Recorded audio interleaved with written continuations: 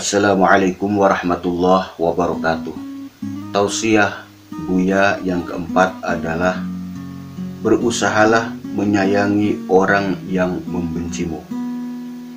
Berusaha, Buya mengisyaratkan bahwa menyayangi orang yang membenci itu tidak gampang, tidak mudah, tapi bisa kita laksanakan. Kita menyayangi orang yang membenci kita. Silman qata'aka wa ahsin ila man asa'a ilaik, kata Rasulullah. Silman qata'aka, sambungkan tali silaturahmi kepada orang yang telah memutuskan tali persaudaraan kepada kita. Wa ahsin ila man asa'a ilaik, dan berbuat baiklah kepada orang yang telah berbuat buruk, berbuat jahat, berbuat jelek kepada kita. Luar biasa ini ajaran Islam, tausiah yang disampaikan oleh Buya. Kita berusaha untuk menyayangi orang yang membenci kita. Mengapa membenci kita? Yang pertama, boleh jadi dia salah sangka, boleh jadi dia salah informasi, dan yang pasti orang yang membenci kita, padahal kita dalam kebaikan umpamanya, dia kurang ilmu, masih terbawa suasana hati yang belum menentu.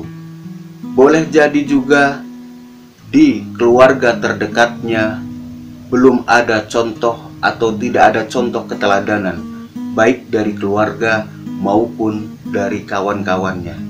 Maka kesempatan baik untuk menjadi teladan bagi orang yang membenci kita, kita balas dengan menyayangi kita.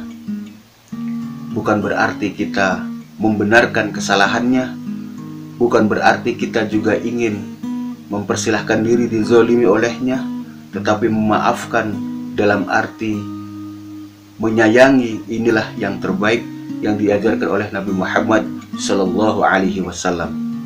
Dan Nabi Muhammad Sallallahu Alaihi Wasallam, manusia yang paling mulia itu adalah sosok yang banyak sekali menerima kebencian dari orang-orang yang tidak senang terhadap beliau.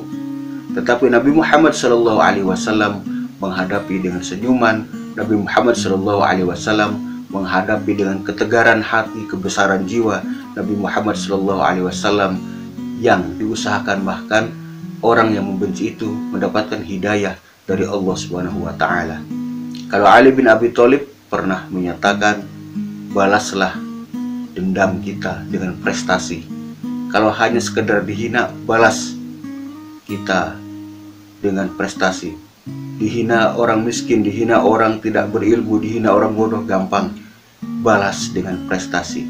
Nanti zaman waktu akan menentukan bahwa apapun yang mereka lakukan kepada kita sama sekali tidak merugikan akal pikiran kita, tidak merugikan spiritual kita, tidak merugikan ruh kita, tidak menyakitkan hati kita, tetapi sebagai cambuk untuk perbaikan dan kebaikan.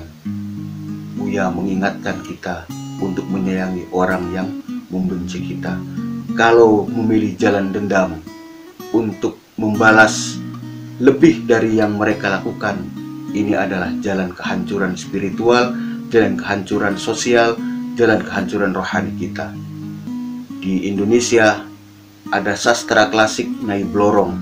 Nyai Blorong ini pada awalnya digambarkan wanita yang baik-baik, wanita yang lembut, wanita yang sangat sopan.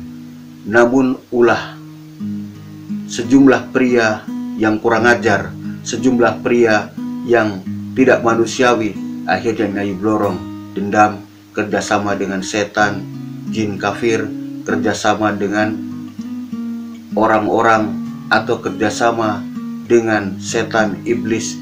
Maka kemudian ia mempunyai ilmu hitam, dan ilmu hitam ini sering kita sebut dengan pastinya kerjasama dengan hal-hal yang tidak baik. Tidak boleh menyebut nama Tuhan, tidak boleh menyebut kebaikan. Yang dilakukan terus-menerus adalah dendam, karena kerjasamanya dengan setan, dengan iblis. Maka ini sebuah pelajaran besar di balik kisah imajinasi ini, bahwa memang tidak perlu kita mendendam. Mungkin orang yang jahat kepada orang yang dianiaya akan dihabisi seluruhnya, Tetapi kemudian ini bukan jalan terbaik, bahkan jalan terburuk. Jalan yang terbaik adalah kita melakukan prosesi permaafan, walaupun itu tidak mudah, tapi insya Allah bisa kita lakukan. Semoga kita bisa belajar, kalau dalam bahasa Buya Salim, berusaha menyayangi orang yang membenci kita. Semoga Allah memaafkan kita, semoga Allah memberikan pahala dari upaya memaafkan, semoga Allah memberikan pahala yang besar dari jiwa besar kita untuk memilih memaafkan dan senantiasa kita dalam ridha Allah Subhanahu wa Ta'ala. Terima kasih. Assalamualaikum warahmatullahi wabarakatuh.